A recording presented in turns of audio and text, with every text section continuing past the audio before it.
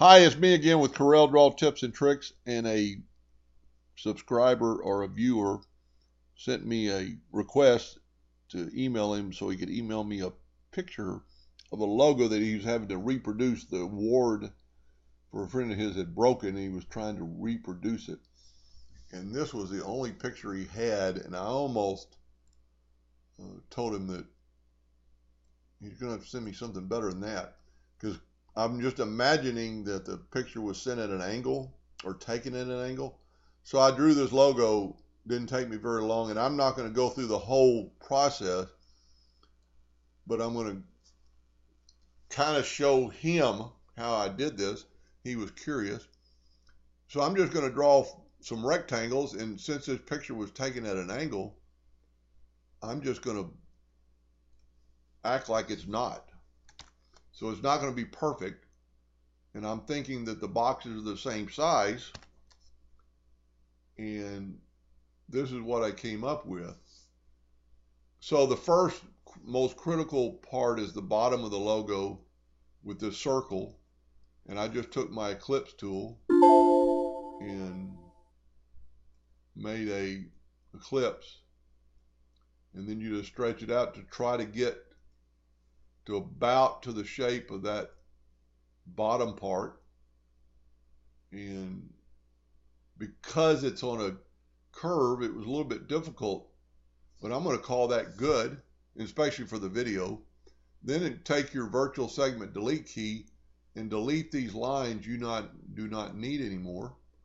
Basically, I'm getting the shape of the logo, the outer shape, and as you can see how the picture is actually stopping the virtual segment delete key from deleting, because normally it would delete all this line. So there you have the basic shape, and I'm not going to go through the whole thing because I've already done it for him. But then just take another ellipse, and this is probably the hardest line because it looks like it tapers. So again, take the ellipse tool, get it about the shape, and then rotate this. And this is where it kind of comes a little bit difficult, because once you've rotated it, it doesn't really skew perfectly.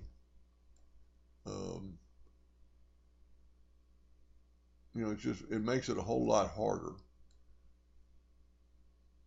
But I'm going to do the first one, then we're going to stretch it a little bit. So for the video, let's say that's good. You could play around with this for a while. And let's see what our nudge factor is. It's 0.001. We're going to nudge up just a hair. We're going to get to that top of that line. And for the video, I'm going to call that good enough. Then I'm going to make a duplicate and Control D, and I'm going to move the second one down. But since it's tapers, then I'm going to click on it, and then I'm going to remove my rotation to about there, and I'm going to rotate this other box so it gives it the illusion of a taper. Now go back to your virtual segment delete key. The other lines were a little bit easier. They didn't taper quite like that. But this is, I really like doing this. This is kind of fun. It's a challenge. I wish I had a better picture. But then just take your Smart Fill tool and fill in these sections.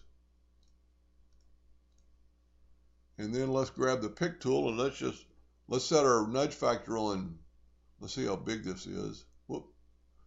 Well, there we go. We don't even have to do that. We can just move the picture out of the way. But you don't want to do that. And then put no outline.